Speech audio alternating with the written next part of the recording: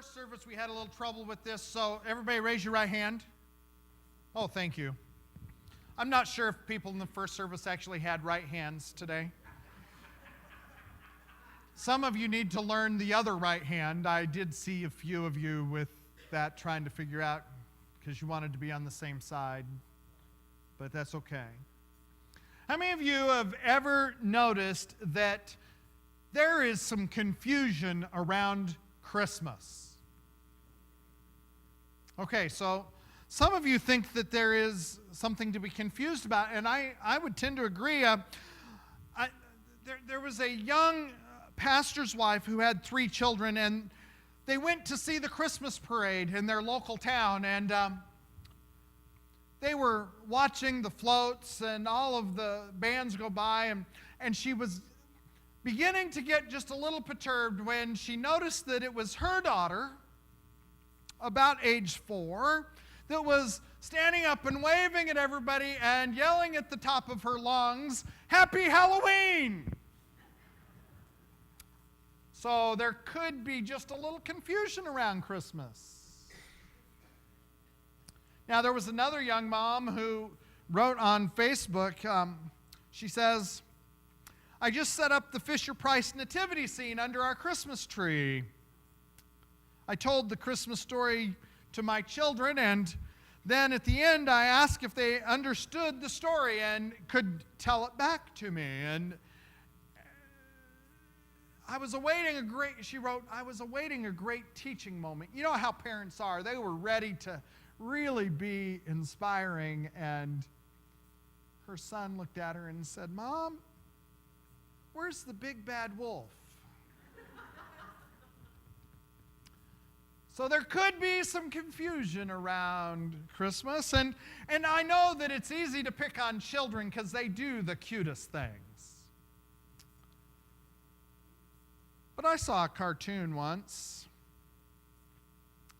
It explained a lot of the feelings of a lot of Americans today.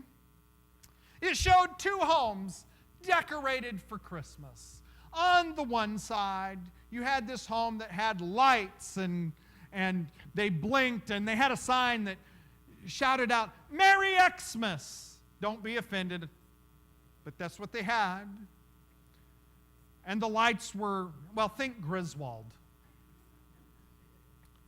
On the other side was a very simple home with a simple manger scene. Underneath the cartoon, you see the couple from the first home looking out their window at their neighbor's yard. And one turned to the other and said, "You know, isn't it true? Some people have to pull religion into everything."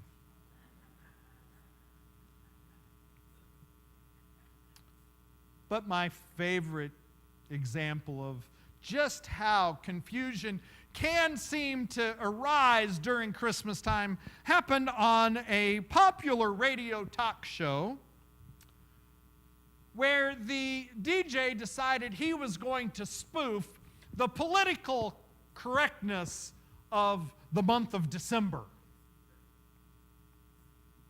He decided he would rewrite the song "Have a Holly Jolly Christmas" so that it was politically correct.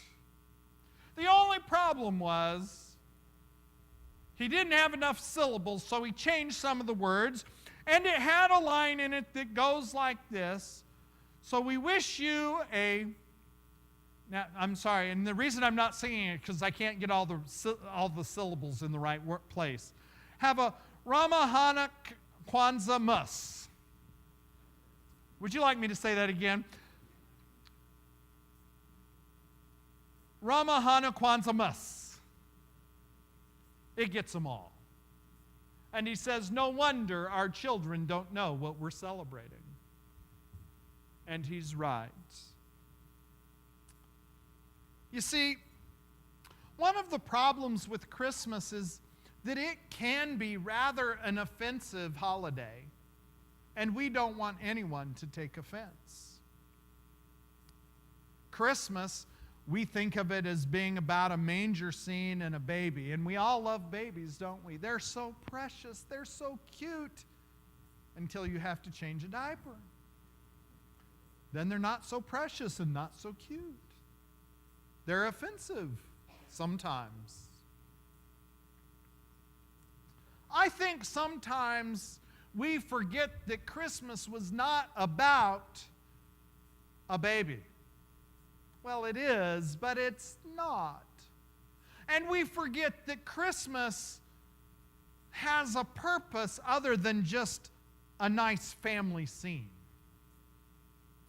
Christmas happened to change the world. And I don't know about you, but I've noticed over my years in life, and especially my years in ministry, changing the world is all right as long as we're changing somebody else's world. Because we don't like our world changed.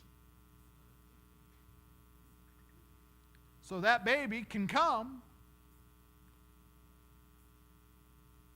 but let him be politically correct. That baby can come, but don't make me change. And I don't know if you've ever noticed, but anytime a baby comes into somebody's home, change happens. Think about it. You have a baby. Do you go out as often? Probably not. Do you sleep through the night perfectly from that point on? Almost never. Do you have peace at home?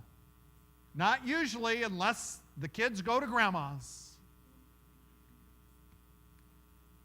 Babies change your world.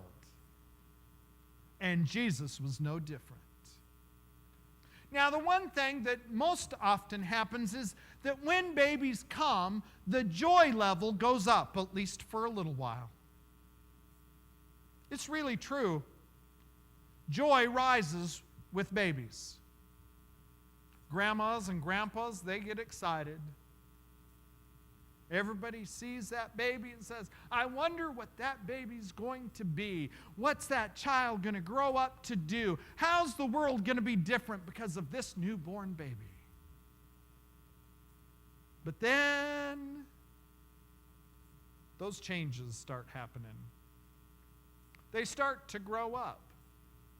It's like my children used to ask me if they could get a kitty. And I always said yes, they can have the first kitty that stays a kitty. Because you know the first thing that happens with a kitty? They become and they're not so cute anymore. You know, I just stepped on toes in the front row. It's okay, she'll forgive me. But here's what I know, is that when Jesus came, he came to change the world. And you can't change the world without stepping on a few toes. You can't change the world without upsetting the apple carts. You can't change the world without changing the people in it. And that's offensive. We like Christmas simple, or so we say. But who among us actually has a simple Christmas? None of the children at the children's moment have a simple Christmas. We heard that in some of the conversation. We fill our Christmas time, you know, a lot of people would say, I'm really blessed as a pastor, and I am. Last weekend, it was last weekend. I don't know about you, but my weekend last weekend was really, really, really full. We had cantata practice on Saturday morning. Then we had a Sunday school party Saturday night. We had 2 performances of the cantata on Sunday morning with a Sunday school class in between. And then we had another Sunday school class at the end of the day. And it's a good thing I like parties. But by the time I got done, I looked at my day for Saturday and Sunday and I said, wow, this weekend was full. And then I started to look at the calendar between now and Christmas, and it doesn't get any better. And I know that there are people in this room who actually have busier calendars than I do. And I wonder, how do we, in the midst of that, celebrate Christmas? I think we busy ourselves right out of the joy. That's where the confusion is. You see, the confusion is we think we have to do all of these things. How many of you have things you think you have to do? You have to decorate. You have to cook. You have to buy presents. You have to shop. You have to travel. You have to sing in the cantata. You have to go to the cantata. You have to go to church 73 times. That one's true for the preacher anyway. Well, maybe not 73 times, and don't feel sorry for me. I love it. But the fact of the matter is, we make sure that our Christmases are filled. I have a friend on Facebook. She was complaining to me about having to figure out what she's going to do on Christmas Eve. I've been this person's spiritual mentor for a while, so I said, why don't you not do any of the things you just told me about? Find yourself a nice Christmas Eve service to go to and be done with it. She says, boy, that sounds nice, but my family would disown me. I thought that was probably a bit strong, but knowing her family, it might not be. She has 3 places to go on Christmas Eve, and that doesn't include church. And she says, I'm not missing church. I'm pretty sure she'll be going to an 11 o'clock service somewhere. Do we do that? Do we busy ourselves right out of the joy of Christmas? Do we hawk ourselves out of the joy of Christmas? You know what I mean. Having to buy all those presents for all those people who are going to buy presents for all those people who, and then you get them and you go, oh, isn't that nice? And you put it on a shelf somewhere because you got a knick-knack shelf for all of the knickknacks you've ever gotten at Christmas time. Or, another Christmas tree ornament. I love Christmas tree ornaments. I have 3 trees and I can fill them all and have leftover. How many of you might worry about whether or not you get to eat in January because of the bills you create in December? Now, we laugh about that, but all around us, the world is in that situation. And where's the joy in that? I'm so excited. I know what Sheila is getting for Christmas from my daughter. I'm really excited about it. And I'm excited about it because I know where it came from. And I know what it cost. And I know a few more things about it. And I know that there will be joy in both the giving of it and the receiving of it. Oh, if all of life wasn't this easy. We miss the joy of Christmas because we complicate the season. Now, I also have heard, we need to concentrate on keeping Christ in Christmas. I always thought that was interesting because you get it on a sign that has the red thing down through the word Christ in the sign, Christmas. And I'm here to remind you that there's only one person who can keep Christ in your Christmas, and that is, everybody take a finger and do this, and then this. It's you. No matter how hard you try, you're responsible for keeping Jesus in Christmas.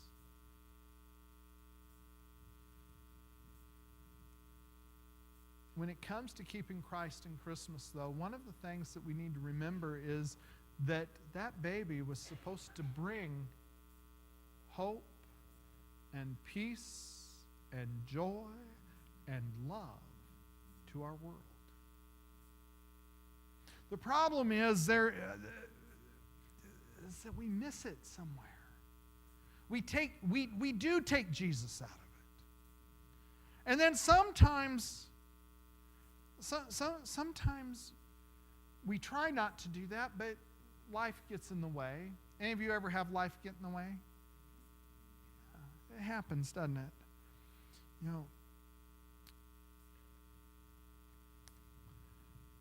what can we do? Well, I think one of the things we can do is we can ask better questions as we get ready for Christmas. We can ask ourselves things like, does what I'm about to do bring hope or peace or joy or love to my world? Does what I'm about to do change the way people see Jesus?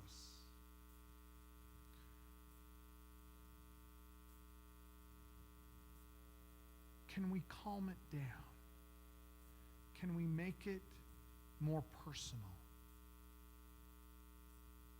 You see, when we gather at Christmas, I always think back to those first Christmas stories. You know, the angels keep appearing, you know. And every time they appear, the people are afraid, and the first words out of the angel's mouth are, "Do not be afraid." And I'm wondering just how we would respond if an angel showed up. I think most of us would be scared to death. And we'd hear those words, "Do not be afraid." You see, because that's why Jesus comes, I think, as a baby in a manger. Because I've never met a baby that I was afraid of. Never. I've never met a baby that I didn't love. And I've only met one or two babies that didn't love me.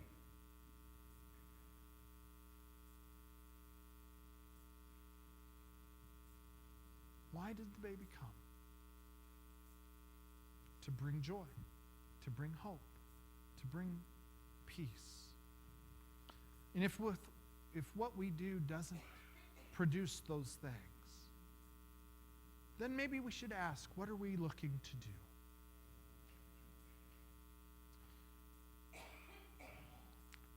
One more example of confusion in Christmas. Two women were walking by a department store. They saw in a window a creche with shepherds and angels and Mary and Joseph, the baby Jesus. One of the women turned to the other and said, "How about that? Even the church is trying to horn in on Christmas." Well, I hope we are. I really hope that the church is focusing in on Christmas and on the joy that it brings. Because when Christmas brings joy, then we know the world's changing. Because the world around us isn't filled with all that much joy. There's not much hope out there. You see, because we have to ask those questions. What would the world be like without Jesus? What would my life be like without Jesus? What's our church like? Or what would it be like without Jesus? Here we gather. Here we gather to take the confusion away and to focus on what's true and on what's real. So let us come to Christmas with joy. Amen. Our hymn of invitation